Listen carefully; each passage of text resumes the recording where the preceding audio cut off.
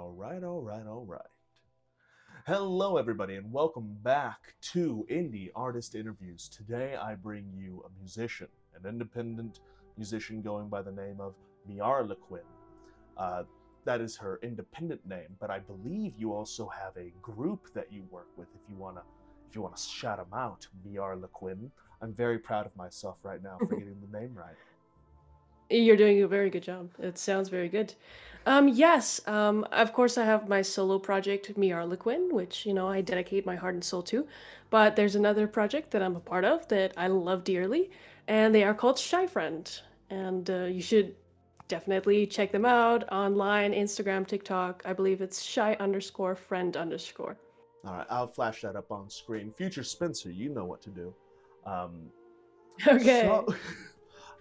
we were just getting to know each other a little bit. We are both lovers of anime, but we both Of also found course. out that we know animes that each other haven't watched. She loves Exactly. Princess Tutu. Uh, Yes, uh, that's my favorite. and my favorite, of course, is pretty basic. Full Metal Alchemist Brotherhood. Go watch it if you haven't, but you probably have. Uh, It's a anyways, banger. it 100% is. So now that I know we can be friends, um, let's talk about your. Is it a single or is it an album? I've only heard what you've put out on TikTok. The Perpetual Notion is the song that always comes up. And first time you came up on my TikTok, before I even had the idea of doing this, I was just like, and follow, because your voice is Oh, fantastic. thank you. Yes. I, you know, the voice is my passion, so it means a lot to hear that. Perpetual Notion itself, I did release it as a single first, but right now it's part of an EP that I released in January 30th. Is that and I'm guessing that's on Spotify, and is there any other Yeah, property that's on? yeah, it's on all streaming services. You can find it on YouTube for free. Like go, like you have no excuse. Go I'm a go check her terrible out. host. I should have checked, No, no, but it's all good. It's a very recent release, so. fantastic. Go watch it. I'm zooming in on my face right now. Go listen to her music. She is worth it 100%. And what got me, I don't know if this is what you were trying to go for, but it sounds like a very sad and emotional song. To my ears, at least, is that where it came from? Is that where the idea for that came from? Was the emotion of sadness? Yes, when I wrote this song, I was incredibly sad. I was incredibly depressed, and I wanted to pour my feelings out, but I also wanted to feel some hope for Oh, life and for holding on, right? And it's sort of bittersweet. And there's a line that says, "There's a little voice inside me saying, don't stop," right? And there's lyrics that reference, you'll regret not staying awake the whole time, like your whole life, kind of thing. And it does come from an incredibly sad place, but it's also like a branch. It's a piece of hope, okay, right? okay. So And it's melancholy. It's bittersweet, one might say, yeah, where yeah, you're acknowledging the sadness, but knowing that the sadness won't be going on forever. So if you perpetually push, I'm trying to bring the name into it. If you keep perpetual notion. going, the, uh, the sadness will subside, rather. Yeah, and of course, there's also sort of a critique on sort of a capitalistic culture and and hustle society, Well, that's all. That's and the fact all. that That's all art. That's all art. Is yeah, I mean it's a reflection of humanity and society, and it's sort of saying, is it because of this grinding mindset that I shouldn't stop, or is it because I want to live my life, kind of thing, mm, kind of a commentary. well, uh, why perpetual motion? Well, I'm guessing it's a play on words for perpetual motion, like those the Yeah, idea of infinite energy. and that's the thing.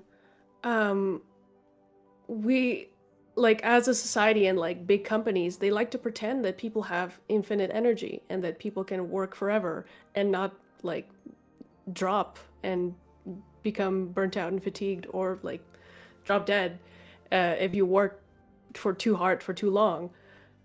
They like to pretend that we have infinite energy, but we don't. So it becomes a notion, you know? It's a perpetual notion That's that they're uh, imposing on us. mm. So we're pro union here. That that Yes, uh, take breaks, spend time with your family, poop on company spend time with time. your friends, poop on company time, eat as slowly Yes. as possible, quit your job if you're not being treated right. You know, like Now, which is a fantastic sentiment that we all need to come together because it is really up versus down in our societies. I don't know about your society. You're Canadian, so I don't know what happens up there. I'm from the south. capitalism still, like yeah. Yeah, but honestly, what got me with it is do you have do you get a lot of inspiration from ballet and stuff like that? Because it came across to me just the music of it was very uh, flowy in Swan Lake. My sister was in ballet, and I know a few ballerinas as well through that, and I'm like, this is very. I don't want to go back to Swan Lake, but it feels uh, swayy in my mind. I can't connotate. I can't annotate what I'm trying to say. But what they do with the arms, that I can just picture that happening throughout the song. Yeah, a sort of melodic flow There it is. Gosh, or I'm grace awesome or at kind of this. no, it's all good. It's very interesting that you say that because the whole EP, which is called The Fool, Perpetual Notion is one of the songs in this EP, is based on classical and ballet music techniques. So, So I'm smarter than I thought. No. especially, yeah. And if you ever have a chance to check out the song The Fool, that'll feel very familiar to waltz and ballet and Oh, probably fantastic. watching your sister's recital. That song in particular is very, very close to ballet. Well, I And will Perpetual 100% go Notion listen to is, that. I yeah, said yeah. read. I was interviewing an author earlier yesterday, so I Oh, will yeah. definitely go listen to that, of course. Yeah, it definitely has those influences, and Perpetual Notion definitely is part of that package where there's classical influence, there's ballet influence, emotionally, even if not rhythmically, in that kind of sense. Mm. The, uh, where does that influence come from? Did you do ballet? Did you do some kind of dance, or were you just interested in that theater type of world? That's a great question. When I was around 8 years old, and my grandparents came to visit my family in Canada, he would play the Nutcracker Ballet, like as a Oh, CD, right? And I was completely moved by that soundtrack, and I listened to it over and over again. I was also a big fan of the classic Barbie movies that did the Nutcracker, that did Swan Lake, and I'm those sorry. really old. I remember those as just like oh, what's that one where it's a princess? Is it the Princess and the The Pop? Princess and the Pauper, right? And Yeah. it's like I'm only 16 years old. I won't get married. 16? Better late than never, my sweet. uh, Iconic. it's fantastic. I apologize for cutting you off. I so many thoughts, but No, it's good. There's a lot of memories and flashbacks that those Barbie movies gives us, and Princess and the Pauper has uh, Preminger, I think is his name, is mhm. a very iconic character. But there was a lot of ballet influence in the classic Barbie movies, especially the earlier ones. Hmm. And they used Tchaikovsky music, right? So back goes Tchaikovsky is one of my greatest influences, right? I'm a big fan of Swan Lake and Nutcracker and Sleeping Beauty, and of course a bunch of his more obscure works like Symphony Number 4 and Piano Concerto Number 1. They're all great and beautiful. Da da da da da da da da. Yeah, That's the exactly. most famous one that I know of. I know of Chevos. Chev. It's not your name that I'm getting wrong. It's his. You just said it. Tchaikovsky. Chev. Him. Tchaikovsky. Check. Yeah. Offski. Fantastic. Edit this out. No, that's the only one that I know is the one with the cannons. But Oh, the cannons, yeah. Um, yeah, I think his most famous works are like Dance of the Sugar Plum Fairy, like da da mm, dun dun dun dun da da one of the dun dun. ballerinas that I know, she Hmm. every year does the Nutcracker for her community, which Lovely, is a lot of fun. awesome. She was a snowflake this year. And Oh, I love the Waltz of the Snowflakes. It's such a mhm. beautiful dance and I, such a beautiful song. I believe she did a great job, but I'm not too sure. I haven't seen it. Uh, Oh, that's fair. That's fair. well, they uh, Ballet is very difficult. I definitely opted for the music rather than the dance. see, because my sister was in it for a moment there, my parents were interested in getting me into it, but they were like, no, let him go Oh do yeah, soccer and competitive weightlifting. I'm like, come on. yeah, you know. Let me be in Yeah, there you with got the to do pretty what you want to girls and do. throw them around. But Well, that's a whole experience in and of itself. you brought up the anti-capitalist message in your songs and how they work their workers to death and all that. What job or jobs brought about that sentiment in your art? That is a great question. And Why I asked it. originally, when I wrote it, I feel like the more years because I wrote Perpetual Motion back when I was in university Hmm. many years ago. Oh, not And that many. It can't be that many. well, when I started university, that was a long time ago. Maybe when I ended university, that's recent, but um, in a sense, it was less of a job that I had and more of the culture of the overachieving student, for example, with 6, 7 classes, working Mm, myself to the bone, I know it. never stopping, not talking to friends, not talking to family, just studying, just doing that, and sort of course, now that I'm out of school, I haven't I haven't gone back to that sort of hardcore grind mindset The because burnout that's not mindset. healthy for The me.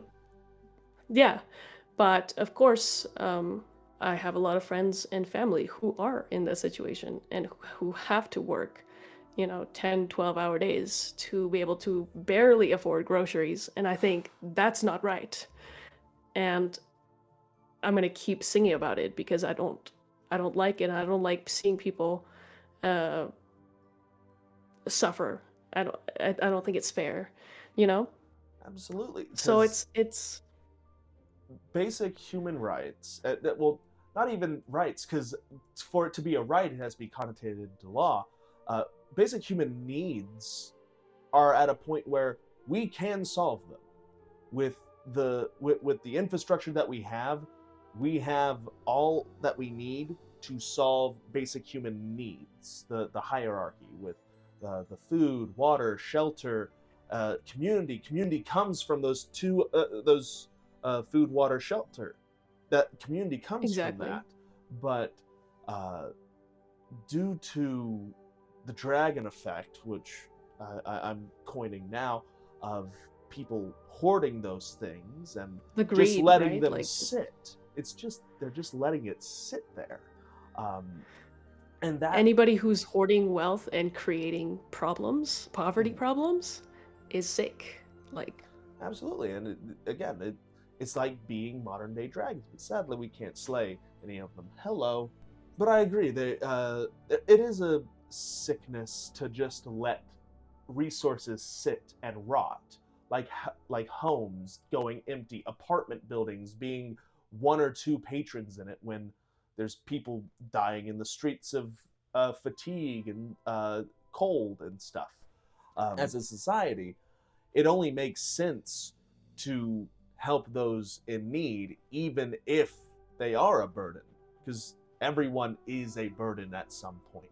So Yeah, if you and don't feel the need to help others, you're going to run out of people that will be helpful. yeah, and I have to criticize the way things are going and the way companies are treating people and the way billionaires are treating humanity. And like I said earlier, when I first wrote it, I didn't mean to be anti-capitalist, but the fact that writing about basic human needs, the fact that that in itself is anti-capitalist, that should say a lot, you know?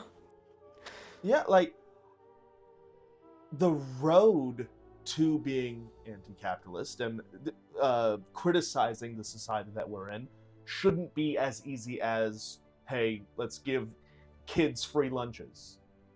And Exactly. Let's suddenly feed that's children. Let's terrible. educate children. Like, How is that a horrible thing? And we don't have to get too political on this, but honestly, there's no way to talk about your art without getting a little political due to the nature that brought about your art.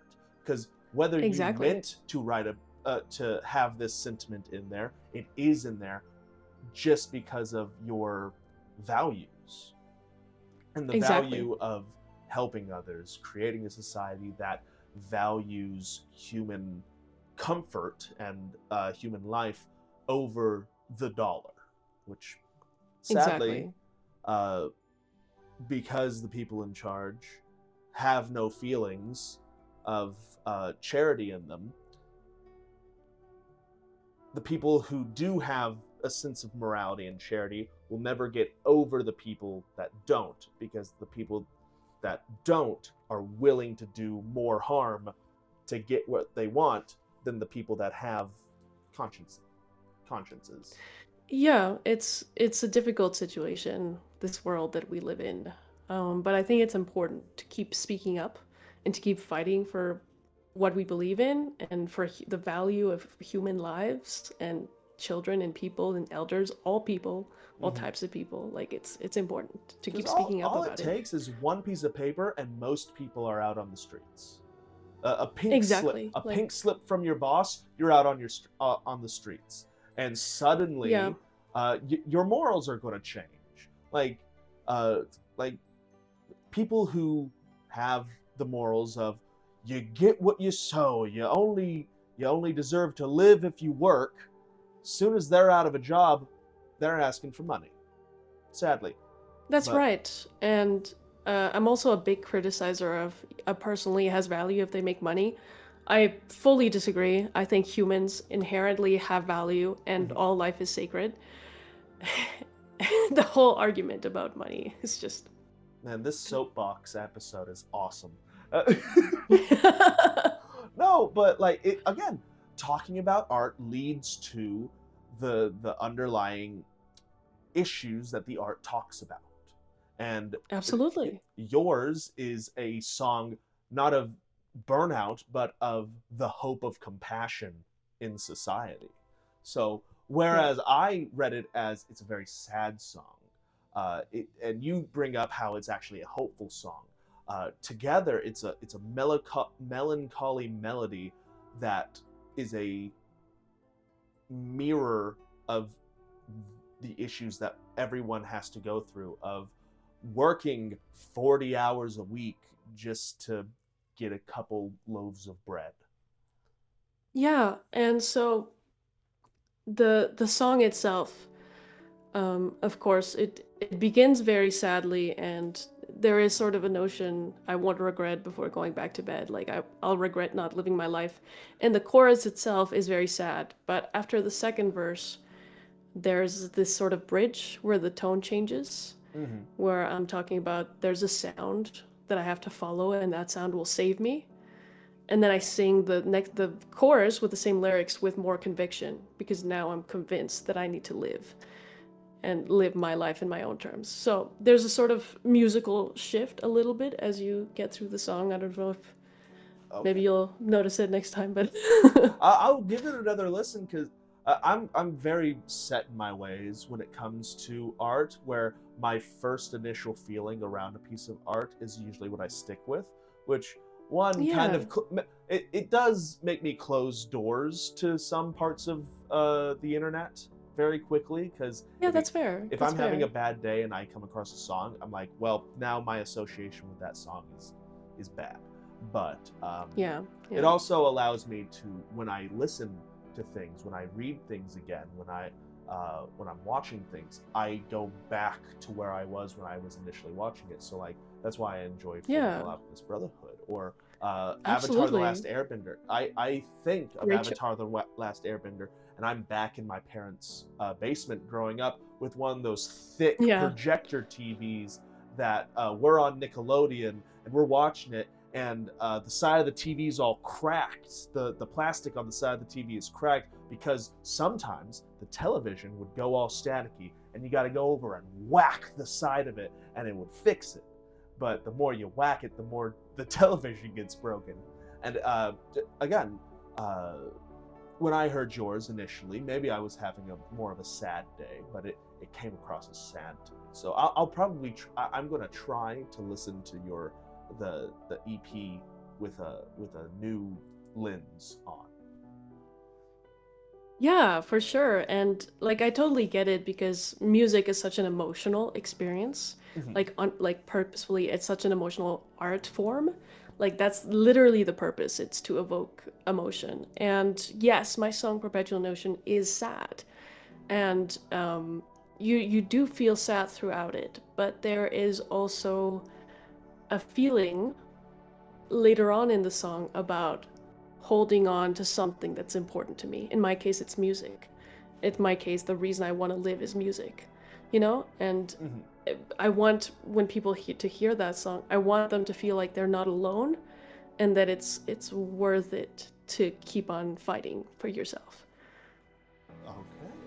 And I think that by I'm when I listen to it again, I'm going to keep that in mind because well, I'm hearing it from the horse's mouth. Not to try to call you a horse, but if that's what you're trying to if that's what you're trying to get across with the song, I would like to go in there. And that's also what these videos are about: is for the audience to get it from the artist, uh, the intention behind their songs and their music and where they're coming from. Because I think that that's just as important. That's why I hate the idea of uh, death to the artist, like separating the art from the artist. I don't enjoy that. I understand some people uh, see that as necessary to still engage with mediums that they enjoy, but because they are Yeah, associated. But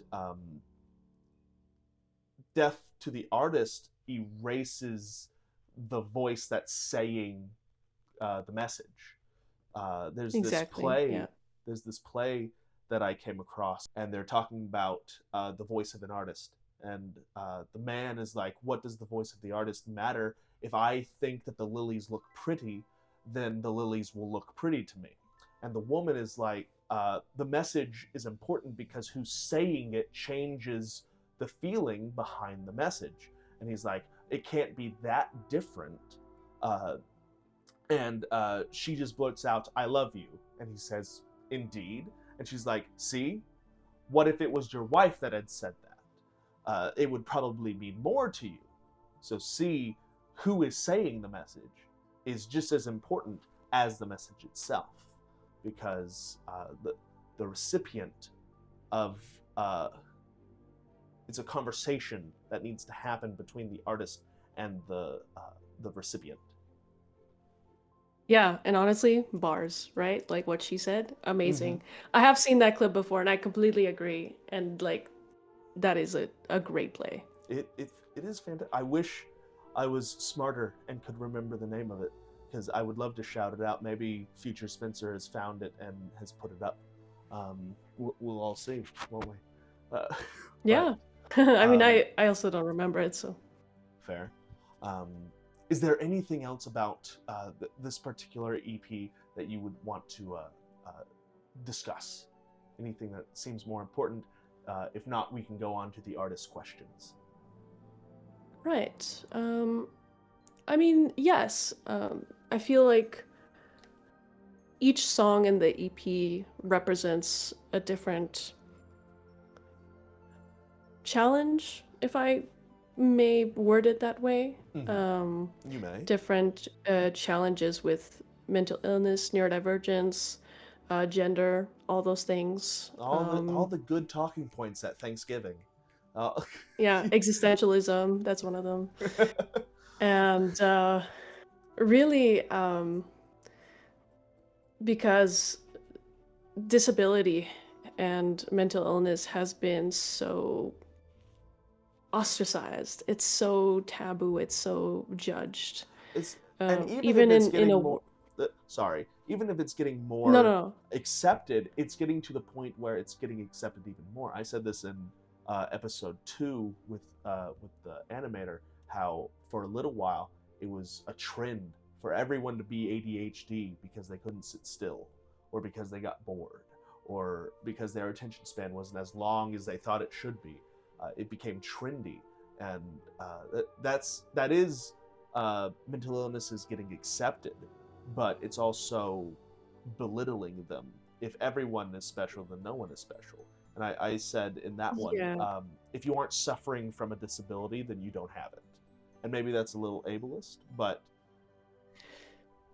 I don't know. It's a disability.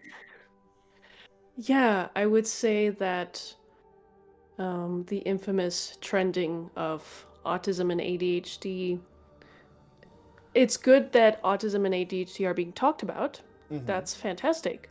But what's not good is because it becomes trending, it sort of becomes the boy who called wolf. Yes. Or it becomes, oh, well, you're claiming you have ADHD, but you just want it for attention. Exactly. Which was the problem in the first place. So this problem wasn't solved, right? And people who speak out and say that they're neurodivergent are being turned down and are being bullied online because people don't believe them. The people who do have these problems and suffer from them. Mm-hmm. And so with this EP, I'm, as a mentally ill neurodivergent human being, I'm talking about all my issues and I'm putting them up to the world. I'm telling people these are the struggles, these are the problems, this is what it's like to have these issues, this is what it's like to be a woman who is seen as a sexual object, you know, that kind of thing. Been there. No, I'm sorry. Yeah. And like no shame. Like people who are neurodivergent should have no shame. I don't care if it was trending. I don't care if people have done it for attention. Mhm. I'm going to believe every single person that tells me until proven otherwise. And if it's proven otherwise, then I can block them. I don't care. But I'm going to say innocent until proven guilty because people need to be heard and understood and accepted. See, what I'm going to diagnose you with something. You have empathy.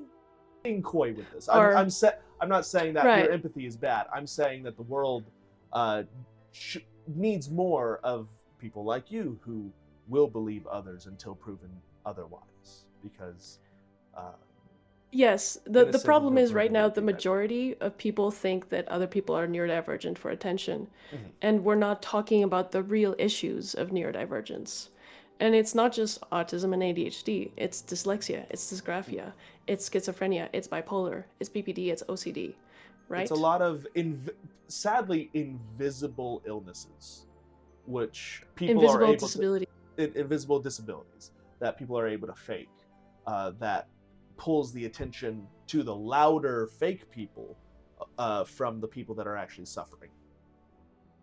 Yeah, and to be frank, society has given people with neurodivergences terrible reputations. Mhm. Absolutely horrendous, disgusting reputations, right? Mhm. Whenever I hear anybody talking about someone with schizophrenia, they only have the worst things to say.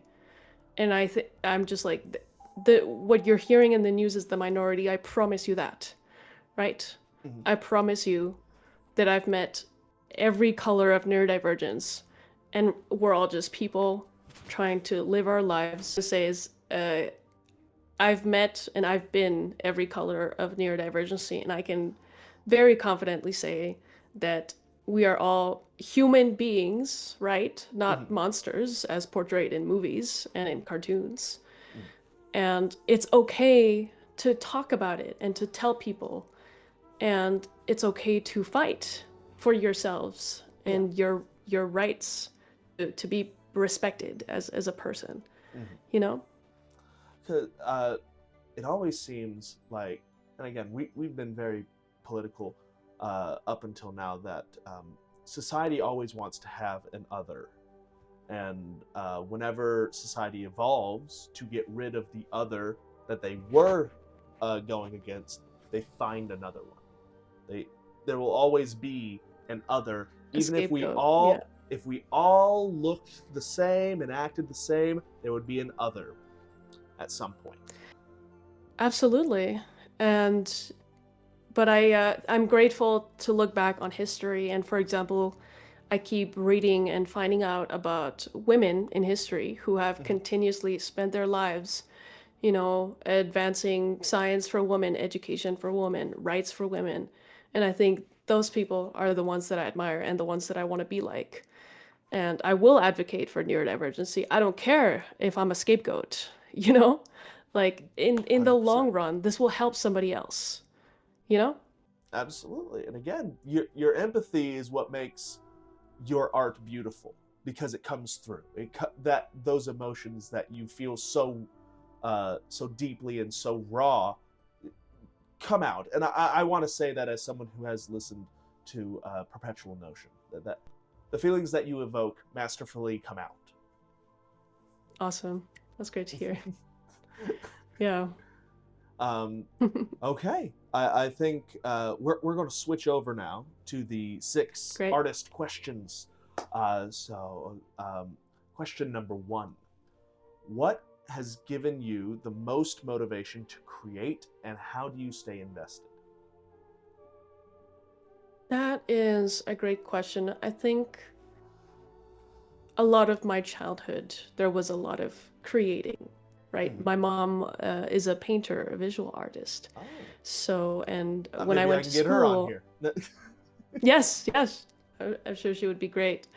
Um, I went to an art school, so it was all art projects, and I was Mhm. creating constantly. I wrote a book when I was 13, just trying different things, creating different things. So creating has always been a very important part of my life. And in the end, music was the thing I was the most passionate about, and still am the most passionate about. I'm a very passionate, intense person, so it doesn't matter what anybody says to me. I'm going to very intensely and furiously write and create for as long, like forever, for as long as I can, as long as I have eyes to see and ears to hear and fingers to type. Question number 2: what has given you the most influence over your style? Oh, my style. That's a great question. Definitely Tchaikovsky, which I've named many times in this Mhm. interview. He's a very important figure to my whole development.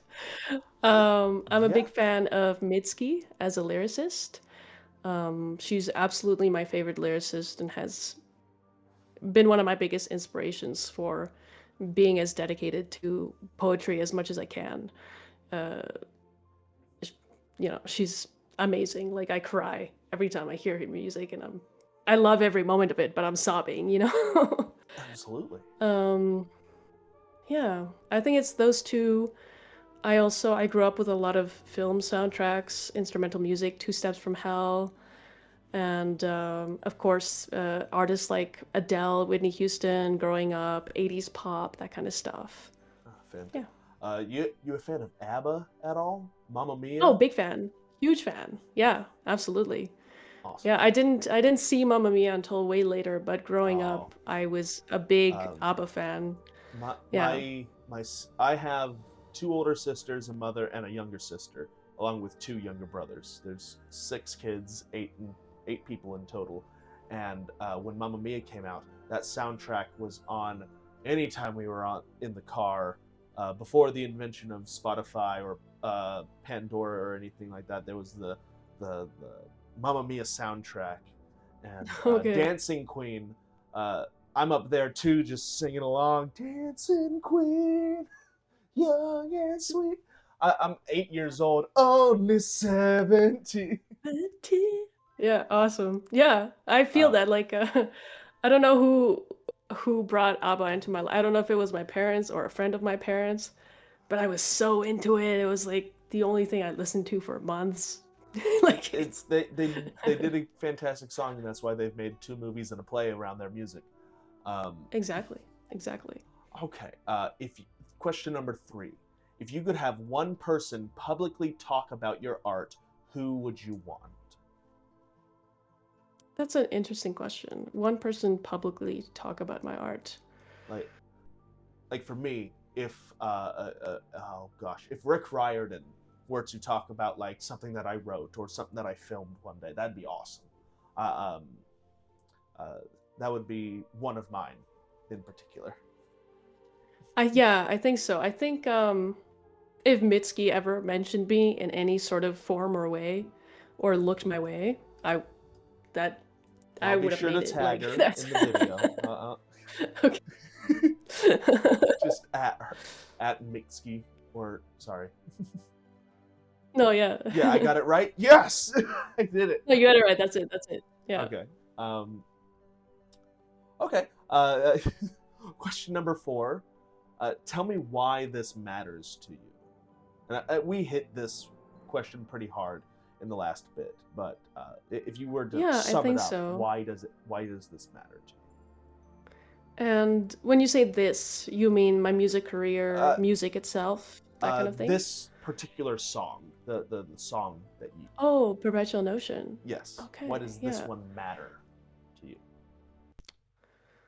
This one is very close to my heart. It's actually one of the first songs that I wrote ever. Mm, And I spent a lot of time with it. I have, when I wrote it, I had like 3 or 4 different versions of it, and I wasn't happy until I reworked it, and finally found the right words to express myself. And so it's it kind of your captures a baby. moment It's your in my life. It's my baby. It captures a moment in my life when I was young and I was like vulnerable and like I love her. She's my baby. Like so yeah, it's I think that's why it matters. It matters a lot to me. well, fantastic. And it makes me really happy that people are listening to it and liking it. Well, you're about to have a lot more people listening to it. I'm going to be your number one fan going Let's forward. go. Question number 5: when you envision your work, what medium do you visualize it in? Medium. So, like, Can you clarify? so uh, one of the Snooze Soft was the animator that I was talking to, and they envision their animations in a long ribbon in their head, and that's how they visualize their art. And JC, that the art author that I interviewed, they said they visualize their book in watercolor, like a painting in front of them when they're working. Is there something that you noticeably visualize while you're creating? While I'm creating. It's interesting because yes and no, right? Mm-hmm. Sometimes I have entire movies in my head and I'm Fantastic. playing them all out as I'm, singing my song. But I feel like oftentimes that happens after I've sung my song. Mm-hmm. And when I'm creating, I'm very much in the moment. Oftentimes I'm driving, so Mm-hmm. I'll be driving and humming and coming up with words. And if I like a word or a sentence, I'll just repeat it over and over again until I get to a red light and I can put it in voice memos. So Okay. I'm like, my eyes are on the road, my mind is on the road, and like this weird part of my brain is focusing solely on the music. And once I've written it, I'll daydream about it. I'll imagine different worlds, different dimensions where Miarlequin is like dancing or So running away from monsters. you create a live action type movie with the character Miarlequin. Yeah, absolutely. Okay. And it's after I've written the song, but like Mhm. I No, do but that that's absolutely. still part of the process. It's still you Okay, yeah, interacting with your art mentally. Um, yeah. okay. Okay, so question number 6, the final one. How long have you been creating, and how long have you worked on this particular piece? Good question. The creating portion.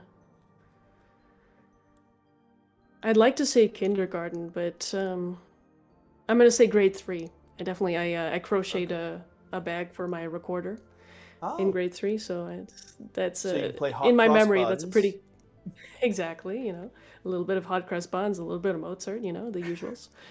Um, Just jazzing it up on the recorder.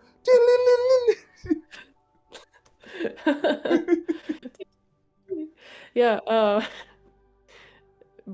I think that's when I started creating in general. Creating music was when Mhm. I was around like a teenager, 14, 15. Is when I started writing melodies. Maybe a little bit earlier than that, really, but I started writing lyrics at that point. I started writing melodies a bit before that, but Okay. this song, Perpetual Notion, oof, I want to say 10 years? No, it can't be that long. 8 years? No wonder 7? it's your baby. You grew up with it. Yeah, I did. I'm like, when did I start? I was like 18, Oh 20? goodness. I don't know. I'm gonna say 7 years and hope that's right. Okay. I Yeah, mean, hey, that whatever it is, you stuck with it for a while. I What did. kind Yeah. of evolution did the music go through over that time? Was it always uh, the the melancholy feeling behind it, or what? How many changes did you make throughout the years? I'd say there's a lot of changes. I went to music school and I learned classical composition, Mm-hmm. and that uh, influenced a lot of my choices, especially for my recent EP. Which I mean, Perpetual Motion is still a part of that, but Mm-hmm. the other compositions are quite different than Perpetual Notion. I feel like it's they all sort of stand out in its own way, but Perpetual Notion is a little different because it was written years before all the rest of the songs. Okay. But yeah, About 7 years, and then you've been yeah, about creating. seven Like the years. first thing you created was a bag for your recorder. You crocheted. Exactly. Crochet. Yeah, Okay. purple and red. Purple and red. Yeah. Do you still have it, or is it gone I forever? think it's somewhere in like a basement storage or something. Fair, I fair, think fair. so. I think it's somewhere. So that brings us to the end here. Thank you so much, Miarlequin, for coming on here and indulging this interview. Um, again, I hope to one listen to the music myself, but also I hope that the people that watch this, I'm talking about you, go and listen to all your music because uh, not only are you very talented, but also the messages behind it and the feelings behind it are something that I deem important. So, again, thank you for coming on here. Is there anything that you want to shout out? Where can people find you? Right. Yes. You guys, people can find me on TikTok, Instagram, Spotify, YouTube Music, Apple Music, all of the musics, or just regular old YouTube as well. Find me on social media, send me a message, like let's chat. And yeah, and of course I want to thank you for hosting as Of well this course, lovely interview. This of has course. been so much fun. I've very much enjoyed this conversation. And That's all yeah. I can hope for. Uh, well, thank you all for watching. Please like, share, and subscribe, and please go follow Miarlequin on all of her social medias. Bye bye.